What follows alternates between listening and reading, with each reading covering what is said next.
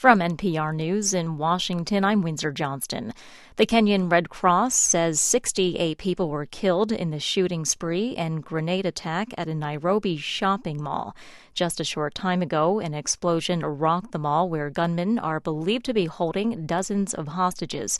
Speaking in Nairobi today, former Prime Minister Raila Odinga urged Kenyans to respond to this tragedy by setting aside differences. At a time like this, we must come together as a people.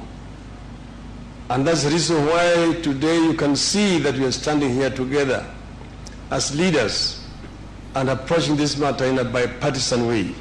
The Somali militant group Al-Shabaab has claimed responsibility for the attack. Kenyan officials say about 1,000 people were rescued. 4 Americans are among the 175 wounded. The Kenyan president's nephew and his fiancée were killed. 2 Canadians, 3 British nationals, and a respected poet from Ghana were also among those killed. A historic church in northwest Pakistan has been attacked. 78 people are dead and more than 100 injured in a suicide bombing in the city of Peshawar. The attack increases concerns about safety of the Christian community. NPR's Abdul Sadr reports.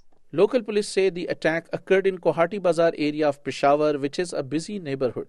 A suicide bomber walked into a church and blew himself up in the gathering of 400 worshippers. Most of the victims are women and children. Some of the injured are critical and the death toll could rise. No group has claimed responsibility for the attack yet, but suspicion falls on the militant groups associated with the Pakistani Taliban who have targeted minorities in the past as well. The attack is likely to pile up pressure on Nawaz Sharif's government, which is thought to be soft on militants, to take a decisive action against the extremists.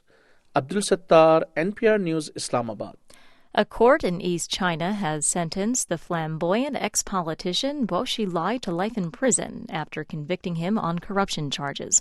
NPR's Anthony Kuhn reports from Beijing. The former party boss of Chongqing City stood in the courtroom in handcuffs, his arms and shoulders held by 2 policemen and his fists clenched.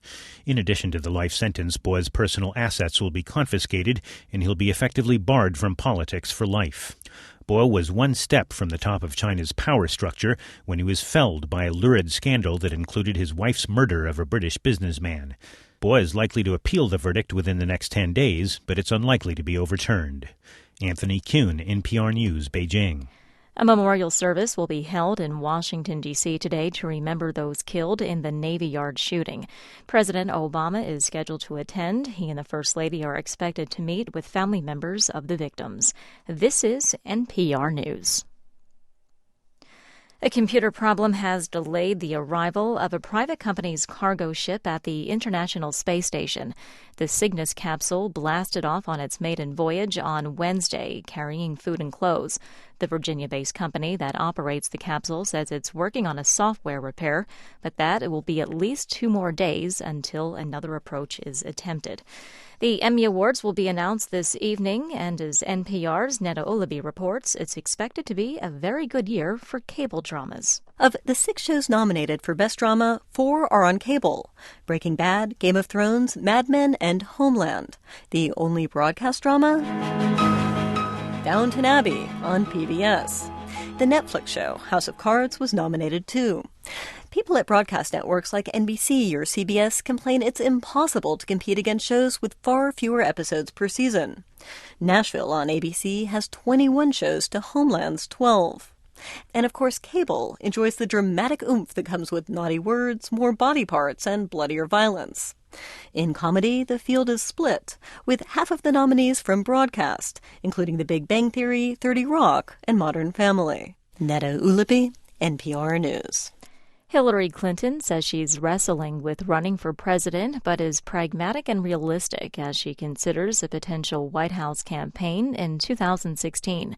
The former First Lady and Secretary of State tells New York Magazine she has a good idea of the challenges facing the nation's leaders and is weighing the factors that would influence her decision. I'm Windsor Johnston, NPR News in Washington.